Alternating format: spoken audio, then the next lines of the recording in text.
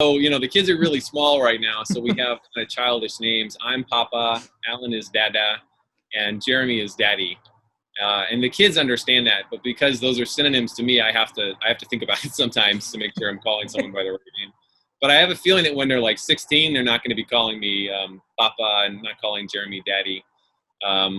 We're not sure what they're going to do, but we might end up with like Daddy Ian, Daddy Jeremy, Daddy Alan, something like that. Or they might just use their names. Piper has already started doing that. She's 3, and she's like, "Hey, Jeremy, can I have some milk?" And we're like, "Your child."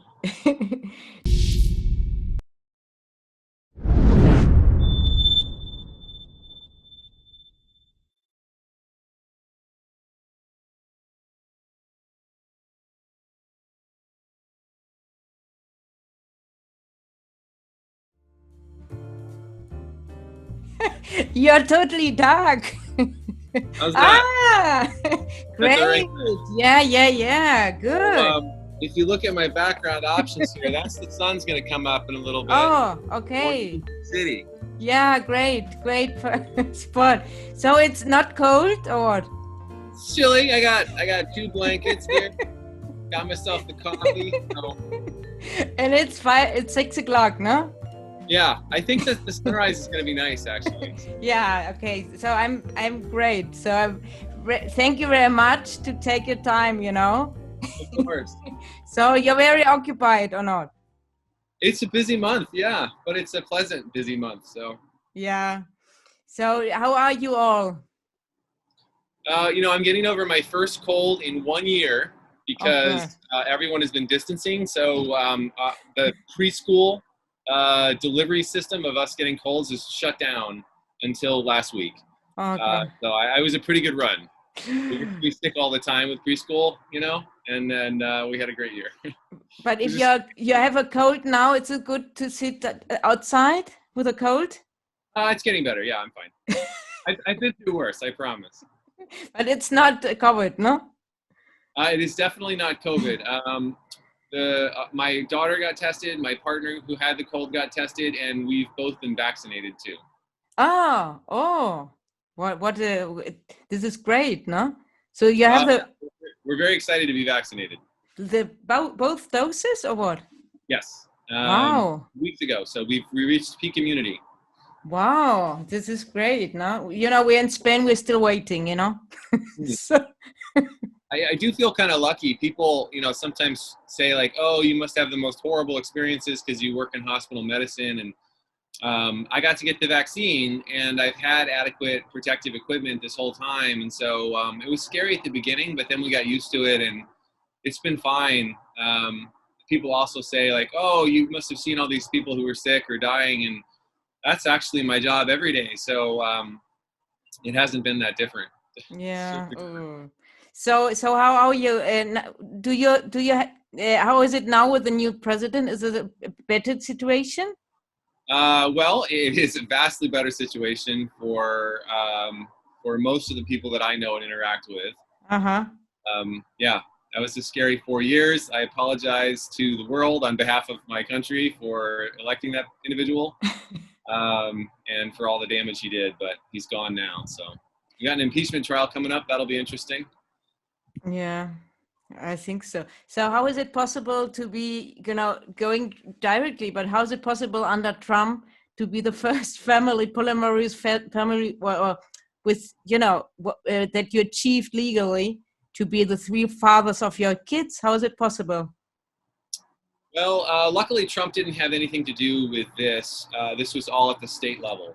And there isn't any federal recognition for this kind of family change. And if we had needed that, we would not have gotten it. I don't think there's any chance of that under the Trump administration. That group did some terrible things, like supported a Supreme Court case where they tried to deny parentage to just a married gay couple when a child was born via surrogacy. And I don't even understand why they wanted to spend the time and money to fight that. But they lost, luckily, at the Supreme Court. But for 3 unmarried dads to become parents of a kid, if we needed the federal government, we would not have gotten it during Trump's tenure, that's for sure. Ian, one question. Can you tell me why did you decide to write the book to make your case public?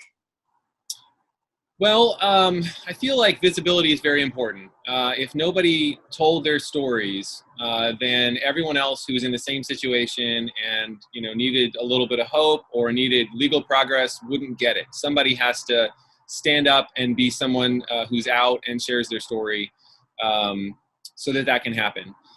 So that's part of it, is just visibility for polyamorous families, and to show everyone that even just a gay family is entirely normal, and we're doing a great job raising our children. The other thing is that we did not know that it was even possible to get the legal protections that we did, and I want all other families that are unique or atypical to know that they might be able to get protections for their family too. Especially if they have access to California courts. This is not national, but California is a trendsetter in family law, and we're hoping that this becomes precedent and starts to move its way through the rest of the country as well. And I also just wanted people to hear the story, because I love my family. I think they're amazing. I love my kids, and I love the women that helped us get where we are. Our egg donor, our 2 surrogates. We even had a woman who didn't know us at all, but she donated us a year's worth of breast milk, just because she's awesome. And all of those people were amazing. And I think it's nice to sort of spread a little bit of that in the world. It's been a hard 4 years with our crazy president, and I wanted some good news out there. Why was it so important to have the paper that the 3 of yours are dead, of Parker and Pippa, no? It's her name, no? It's pretty important to us. There's a lot of people that assume that it's like, United States, there were lots of places you could have civil unions for gay couples, but people wanted to have access to marriage because they didn't want to be separate but equal. We think that's inherently unequal. But that wasn't the real reason. We didn't want to do it for validation or just to say that we did. The primary reason is, if I were not a legal parent to my kids and something happened to me, then all of my pension from my work would just disappear because we're unmarried. And so that's a huge financial hit to my family. It was a very practical reason that I needed to be a legal parent. Another one is, we traveled sometimes before the pandemic. And so we were in Mexico, and we had some people questioning, like, why are these 3 men, going around with this child? Which is fine. If someone is concerned about the welfare of a kid, I want them to ask. And they were very polite. They just wanted to understand the situation to let us on our airplane. But we were like, look, here's the birth certificates. We're all the legal parents, and this is what's going on. And they're like, oh, great, sure, welcome. Those are some of the concrete and important reasons why we did this. It wasn't just to say that we were parents. It was because we needed these protections. Yeah, sure. And if you, for example, would you like also to be married or not? Or is it enough like this?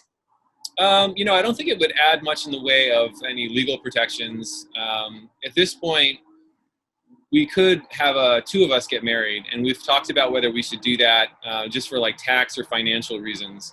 It would feel a little weird leaving one of us out. We don't want anyone to feel like,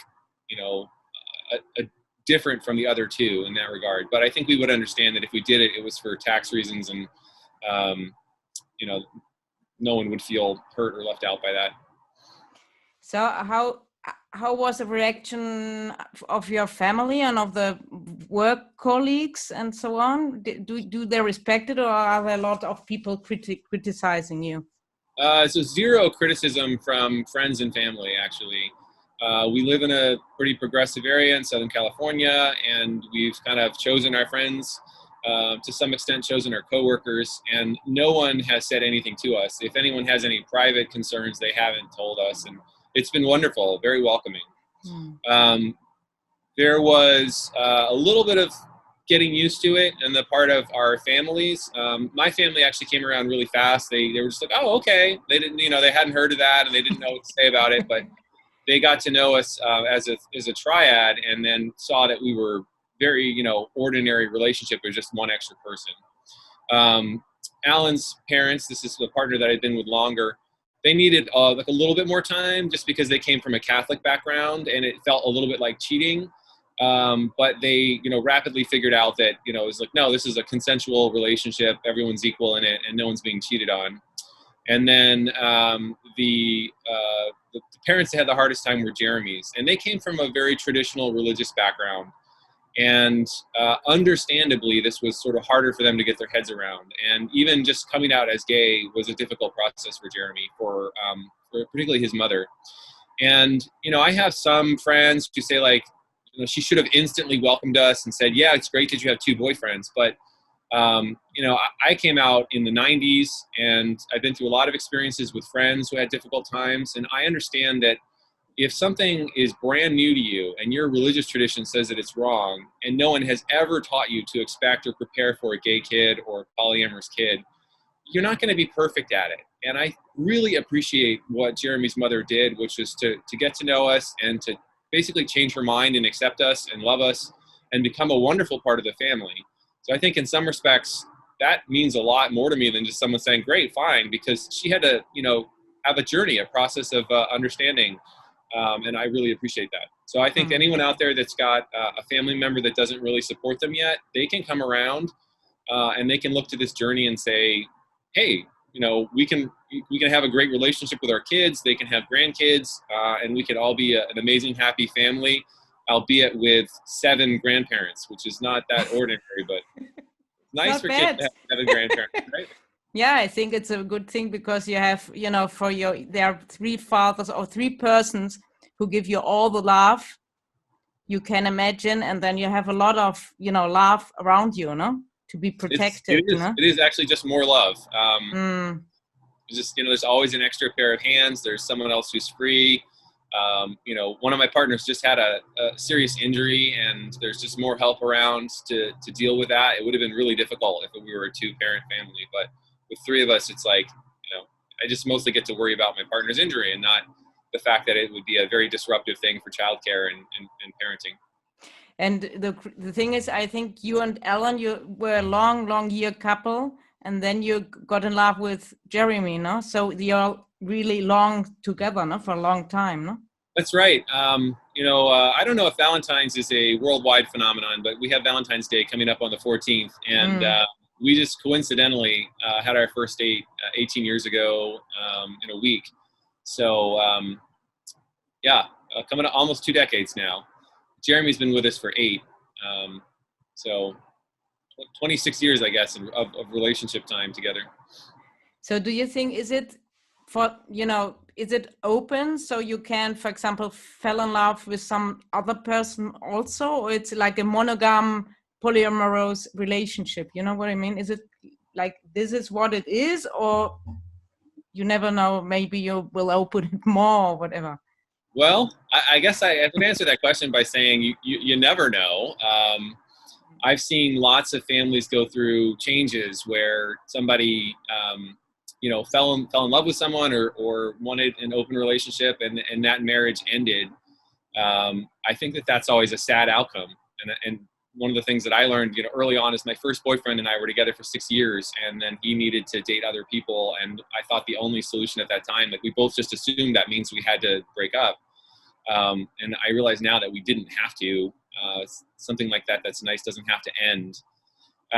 But no, we don't have any other partners, and don't expect really to fall in love with someone else because there's a lot of work to do. I'm a full-time physician. I'm teaching a class this month. We have 2 small children. I have 2 partners already. It's a busy life. So I will say that we do have some friends who are in New York that were a throuple for a while, and they actually added a 4th partner to their relationship. So we were like, wow, that's a lot of people. But they're making it work. And to your point, there are lots of families where some people are in like a primary relationship or they live together, and that's called a nesting relationship, but they might have like an outside partner or someone they're seeing less frequently. As long as everyone's communicating and there's lots of trust, that can work out. We don't have anything like that. Yeah, because you're not cheating on the others, you know. It's like I think it's much more sincere, your relationship, no? Yes, I think this is the way to do it. You know, I don't think that cheating and infidelity is the answer. And it's so common because I think that humans are not monogamous animals. And the solution we have has been to like force people into this relatively modern system where you have to be in a monogamous long-term relationship. And so people feel constrained, or they realize that probably no one is going to be everything to somebody else. There's always going to need to be something else in someone's life. And if they go looking for that, then they're either feeling deprived, or they're cheating on someone, or their relationship ends. And to me, that's sort of a sad state of affairs. I think, if two people are monogamous and that's all they ever need and want, that's fantastic. Power to you. But there are definitely alternatives for people who don't feel like that's their tendency to just only love one person. Is it always easy for you, three people, because you have your downs and ups with in a normal relation with two people, or not? So if with three, is it more difficult or not? Or is it easier, It's more complicated, that's for sure, because there's always like an extra discussion that has to be had. So if two people are having a little bit of an argument or something, they just talk to each other. We sort of need to have that discussion, but there's also both of those people have to be in communication with our other partner to make sure they're on the same page. And there's always a little bit of a discussion, like, should we be doing this as a threesome, or should we have this, hash this out, and then bring in our other partner separately to counsel us, or not? And it sort of depends on the circumstance. But one thing that we do see is that when two people are fighting, sometimes they can just disagree, and it's not really clear who is necessarily right, or someone might not understand how they're coming off to somebody else. When there's somebody else there, it's like automatically having relationship counseling. And it's the reason why we have odd numbers of judges on panels, because, there'll be a 2-1 decision rather. So 3-panel court, and you get a 2-1 decision. And so, I and my other partners have both had the experience of saying, like, well, I thought I was right, but both of you were saying that I sound like a jerk today, so I must be in the wrong, and I apologize for that. So it's like, it's a reality check for us, to be honest. And it's nice to get another person to sort of check and say, like, this isn't coming off well, or, you really did drop the ball on this one. And I find that helpful. Your kids, how do they call you? Dad and daddy, on something like this, no? So, the kids are really small right now. So we have kind of childish names. I'm Papa, Alan is Dada, and Jeremy is Daddy. And the kids understand that, but because those are synonyms to me, I have to think about it sometimes to make sure I'm calling someone by the right name. But I have a feeling that when they're like 16, they're not going to be calling me Papa and not calling Jeremy Daddy. We're not sure what they're going to do, but we might end up with like Daddy Ian, Daddy Jeremy, Daddy Alan, something like that. Or they might just use their names. Piper has already started doing that. She's 3, and she's like, "Hey, Jeremy, can I have some milk?" And we're like, your child. Do you think she will have problems later on when she's older, than the people say, with 3 dads and so on? Or do you think? It's possible. I think there might be someone who says something at some point. But, that might also happen to someone that's got 2 dads or 2 moms. It can happen to someone with a single parent, someone who was adopted. It happens to people who are different in all sorts of ways, their gender expression or their race, unfortunately. And it happens to kids, young kids, for no reason. People pick on each other in middle school. We did really think about, like, should we have kids? Are they going to get picked on? And then we really wanted to make sure that we were in a place where that would be infrequent or not happen. And, Piper's in preschool right now. And I have to say that all the other kids and all the other parents right now just think it's great.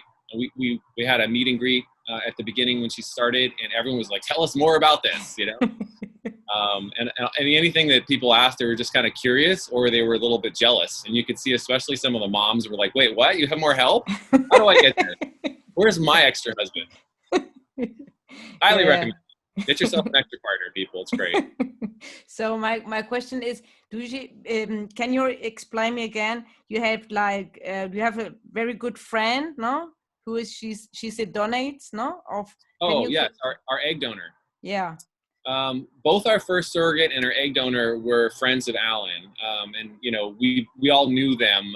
But the egg donor, Meghan, she was Alan's friend from back in elementary school when they were little children, and they've been friends ever since. She's fantastic. She's a wonderful mother, most often from the distance to the kids, but sometimes in person. She recently spent 2 months with us, and that never got tiring. You know, sometimes we say that like guests are like fish and they got to go after 3 days. You don't want to have them around too long. We did not get tired of Meghan in 2 months. It was a delight. We cried when she left. She cried. And she just started a YouTube channel where she reads books to the children. So at night when we're doing Piper's hair before bed, she watches her mother read stories to her, which is super.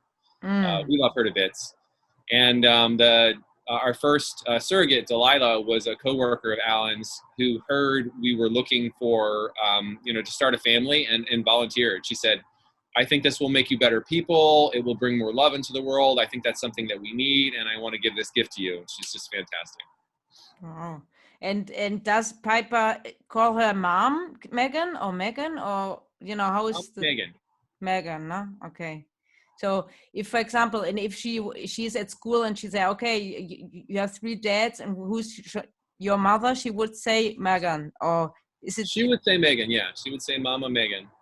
We did have an interesting discussion. One of our lawyers during this process was someone who was also at the forefront of surrogacy and had one of the first, or maybe the first, kids by surrogacy for a gay couple back like 20 years ago or more, I think now. And his advice was that we should not tell the kids that they have a mother, either in the surrogate or the egg donor, that the child has 3 parents, and use very factual terms to describe the egg donor and say she's your egg donor or she's your surrogate mom or something like that. And that felt a little artificial to us, or a little bit clinical. But he felt that this was important because you don't want to confuse a child, and that person is not a parent in the sense that she's not a legal parent, and she doesn't make decisions for the kids unless we, think it's a good idea and go along with it. But we decided in the end that Mama Meghan does act as a mother to our kids. So we just explained to her that she loves you and she created you, and she's an important part of your life, but she doesn't live with us in the house. So your mom lives somewhere else, and you have 3 dads, and we just, tell her the truth. Kids are actually always fine with the truth. And people are like, well, your kid's going to be confused. And she's not confused at all. She's like, I have 3 dads, and Mommy Meghan, made my egg. And then I was inside Delilah, our surrogate. She knows the whole story, and she's just a small child. It's really not complicated. Yeah, I think it's better like this, because if not, it's too artificial, no? So my question is, and does Meghan, for example, does she want also kids on her own, or is she fine like this? This was really the only way that she was going to have kids. Just because of her circumstances, it didn't make sense for her to have kids. If she wasn't in a relationship, she couldn't have been a single mom. It would not have been practical. She doesn't have didn't have the resources really to raise kids the way she would have wanted to by herself. And it's actually turned out really great, because we would all 4 of us have ended up childless had we not had this unique relationship. So it allows her to have biologic children that she gets to see and mother and love. And it allowed us to be parents, the 3 of us. And it wouldn't have happened if we weren't a triad. Yeah. Alan and I were together for 10 years, didn't have kids. It was the addition of Jeremy and our shared resources and our friends, and the extra people, the 2 women. So the 5 of us came together to do this, and we wouldn't have these kids otherwise. And who decided that Jeremy? I think Jeremy is the biological father of Piper, no? And Alan for Parker. Right. So there will be another child with P of yours? Well, we thought about it at the time. So when we created the embryos, we said, let's fertilize 1/3 of the embryos each. And, none of us are young. So our egg donor, I think, Meghan was like 38, I think, when we extracted the eggs. And we got a number out, which was great. I mean, there's no guarantee that you will get anything from a fertility cycle in your late 30s or 40s. But we did get we got a strong female embryo, which we implanted first. That was Piper. We wanted a girl first. And we had a high quality male embryo that turned out to be Parker. And then we had a less promising, weaker looking embryo that was a girl as well. And that was implanted along with Parker, but did not take. And none of the embryos that I fertilized made it. And that's actually pretty common, just because of the age of the parents, especially harder for moms. But, older sperm doesn't help either. And we did a second extraction to try to have the opportunity to have a third kid that would be my biologic child. And we got no eggs from that extraction attempt. And we said, like, that, we're not going to do that again. It's a lot to put Meghan through, and we're all getting older. And it turns out 2 kids is plenty of work. So we're like, we're done. Yeah, no. So is there a difference for you if you're a biological father or not, or is it the same as just the same? You know, I worried that it might be different for me. I also was just worried that I wouldn't love an infant right away, because I'd never been like a baby person. I have friends who are, you see a baby at a party and they're like, give it to me, and they take the baby. I have never been that person. And so I was worried that I wasn't going to fall in love with Piper. But as soon as she was being born, she had some birth complications, and they were terrifying. And I was immediately just like overwhelmed with like, oh my God, I'm going to lose this beautiful child. She's my baby, save my baby. And I've loved her ever since. And I've had experiences with her, just like baby talk back and forth, or the little sounds she made the first night that I took care of her, that I was like, I'm sold. She's my kid. And it doesn't matter to me that I'm not genetically related to her. And she's so nice, no? So cute. She's really cute. She can throw a good tantrum, but she is really sweet, and she's super smart. One of the, we all have a different thing in the family. The thing that I'm probably doing with her that I'm most known for is that I'm teaching her to read, and she's a sponge. I mean, she learns a new sound, and then she'll just read 10 new words that have that sound in it, and she's like a star. I'm like, are you sure you're 3? So how was the reaction in the hospital when you had the babies and with 3 dads? There was only a minor confusion because they didn't quite know what to do with us, because there was no process. No one had a poly family come through before. So one of the things that was like, it's so obvious how to solve this problem, but they didn't know how to do it. When, people are having a child, normally they get a little packet, and it has wristbands for the parents to be able to enter and see their kid. Because, obviously you have to have high security around newborn babies. So when you have a surrogacy, typically there's a married couple and a surrogate. So they open 2 kits, and they give 2 bracelets to the parents and 1 bracelet to the surrogate, and they throw the 4th one out. So when we went there, they were like, well, unfortunately, one of you is not going to be able to visit the newborn baby. And we're like, yeah, that's not going to happen. We're all going to visit this baby. That's our child. Why? And they said, well, our process is we throw out one of the bracelets. And I was like, let me tell you what. Here's what we're going to do. Just don't throw it out. I'll just put that on my arm, and then we're done. And they're like, well, we don't usually do that. And I was like, here's a packet from the judge that says I'm the legal parent to my child, and I'm going to visit her. So, and they were like, okay. It was like, why was that, like a leap, I guess? Because it just, again, it's hard for people for like a split second because they haven't done it before. And then they're like, oh yeah, 4 bracelets, 4 parents. This actually makes plenty of sense. So, and how is it? Yeah, she's very small now, no? But you are you will I'm laughing because she's not small. She's giant. But you will have puberty and so on. So it's getting much difficult. My question is, do you have all the same education method, or do you confront yourself sometimes and that somebody said, oh, you can't say this to her or whatever? Or do you? Oh, you mean as parents? Yeah, as a parent, yeah. So this is very important. When, kids need consistency. And if you have 2 parents that are sort of saying like, you can have the sugar cereal and you can't, then they're playing you off each other, and you're getting into fights. And, inconsistency is very difficult for kids to get their heads around. So we have been communicating to make sure we have a very consistent parenting style. And one of the things is like, if you say no to a parent, or you like play hit us out of frustration, you're going to take a break. Or if we say something's going to happen, if you don't follow through and the kid doesn't follow through, then we take a little break, and we'll trying to be very strict with her, not because we like punish her or anything, but we just want her to be on good behavior, to be polite, to be caring and loving to other people. And so we have sort of like a no tolerance policy towards any hitting, screaming and yelling. We're just like, okay, sounds like you're in a bad mood. Let's take a quick break. And we plop her somewhere with a book, and she sometimes just forgets about us and starts reading, which is fine. We're trying to be very consistent. And it's interesting you mentioned puberty, because I thought you were going to ask, like, how are we going to talk to the little girl about menstruation and reproduction when she's of Also, age, right? and Because there's a bunch of dads. So yeah. So we are how will you do this? we are ready to do that. I think that this is like coming out to parents. If you're upset, they're going to be upset. And if you think that, talking about menstruation or what to do when it starts, or, birth control is a big deal, your kids are going to hate that conversation too. But I don't think it's a big deal. There are men and there are women, and it's biologically normal to have these things happen, and everyone needs to talk about them and make it not a big deal. It is not a big deal to me at all to talk to my daughter about these things, and I think it will be fine. On the other hand,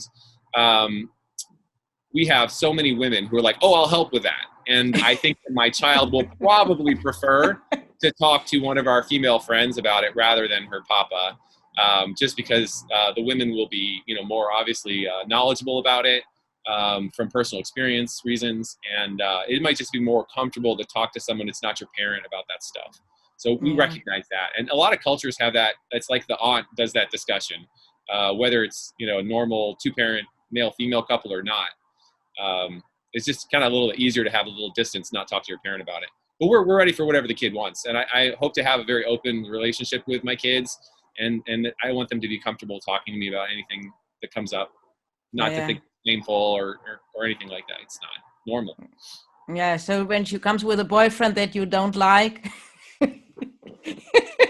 Well, I'm really hoping that I like the choices she makes. I would not assume that it's going to be a boyfriend. Yeah. No. I didn't want to assume this. Yeah. I know what you mean. We suspect it probably will be a boyfriend just statistically, but she does have two gay parents. Meghan's, came out kind of later in life and dates women now. So who knows if you have a lesbian or bisexual mom and gay dad, you never know. Who knows? We'll find out. But we will tell her that whatever she chooses is absolutely fine, whatever her feelings turn out to be. And I hope to welcome a wonderful person into her life and make sure she feels comfortable talking to us about that and sharing those joys with us. It's a great experience, falling in love, and I think it's something that we'll be delighted to see her go through. Yeah, sure. So my question is also, what do you think that your family can show society? Do you think that it could show something to society? Well, I think the cliche is that love is love, and I think that's the first thing. People, I'm sure somewhere in the United States and elsewhere, people are concerned that there's, gay people raising a kid. We love our kid. And the first thing to say about, gays with kids is you got to go through a lot of hurdles to have these children. And you don't do that if you don't want to take care of them as best you possibly can. We had so many legal hurdles and financial hurdles and medical hurdles to have these children. They were deeply wanted. We're taking great care of them, and they're going to have fabulous lives, and they're going to just be a little bit luckier because they've got an extra parent. And that's really the message of the book. If you want to worry about a kid somewhere, worry about Donald Trump's tearing families apart and putting small children in cages in a deliberate attempt to hurt them so that people would be frightened to come to my country. Like, that's monstrous and terrible. And if you're worried about child welfare, you got to start with something like that and not worry about the fact that 3 parents and an extra mom love these children to bits, and we're spoiling them. That's not the worst thing that's happening in the world right now. So that would be the biggest message. But again, I also just want to stress to people, we didn't think we could be a throuple and have the 3 children, 3 parents and be the legal parents. But it did work out for us. So we want everyone to know that maybe it will work out for them as well. Yeah, sure. And one question, because I was finding it very interesting that you are internist, no? Then you have Alan, he is psychiatrist. That's right. And Jeremy works in the zoo, no?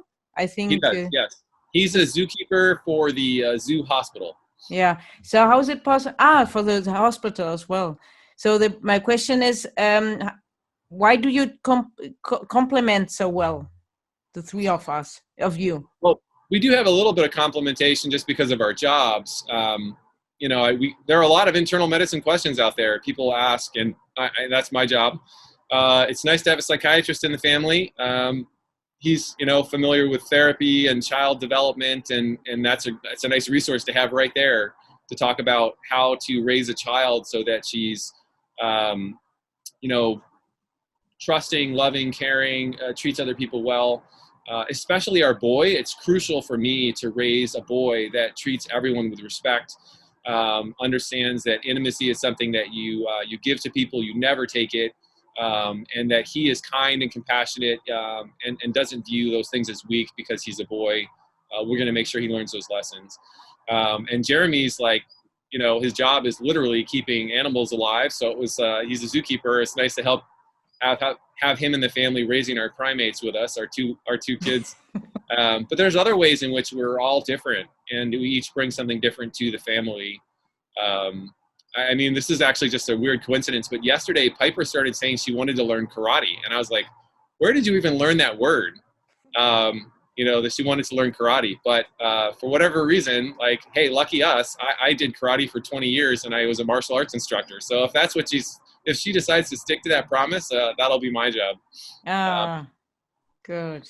So I think, I think it's a very positive thing, you know, because of this, I wanted to interview you, no? I'm sorry of my English, but I'm German and Spanish, and then I get a little bit confused, no? So with the languages. Your English is amazing. Mi español es suficiente a veces, pero no es muy bien. I need Spanish for my patients in the hospital occasionally, but I'm not fluent for sure. And I'm sure that your English is vastly better than my German, which I'm 3 words. So. Don't worry. So my question is, well, also with the COVID now, do you see something positive with this pandemic? Wow. I mean, you know, people in my medical group, we actually wrote a paper together called the Silver Linings Playbook. So looking for the benefits of a pandemic in terms of hospital quality. And some of those things were, you know, reconsidering how the hospital could be more patient friendly, you know, using fewer resources, letting people come to meetings by Zoom instead of everyone driving in, things like that. But, you know, for me, the biggest benefit of the pandemic is that it just really reinforced to me, like, what's important. And I had so many friends that were single and really suffered because they didn't have a friend or family support network during this terrible year.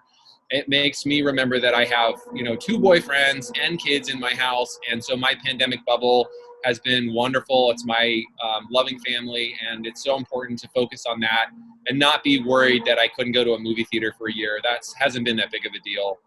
I would say that's the biggest lesson. There's other things that, you know, really struck me. And one was, you know, I went to a local grocery store and they were outside cleaning the carts so that no one would get sick. And you could know that you had a cleaned cart to push around, and making sure everyone was wearing a mask. And then inside, everyone was being so polite and staying far from each other so that we would all feel comfortable. And I thought, this is community. Like, this is how you take care of each other. Your immediate family you protect, and you protect the people that are providing your food, and treat everyone with respect. And I thought that was a nice reminder of what's important in life and how to be a member of a community. And it makes me really sad that so many people in America are refusing to wear masks just because I guess they're irritable. There really isn't a reason. And it's kind of a tragic decision to deliberately risk other people's health and your health just because you can. So I think that's the biggest lesson of the pandemic for me. Focus on what's important and take care of each other. Okay, so thank you very much and for the interview. And maybe I ask you someday again, yeah. And thank you very much, and stay healthy, and stay healthy, all the family, yeah. We will too. Stay healthy. I hope you get your vaccines soon. Thank you. Goodbye.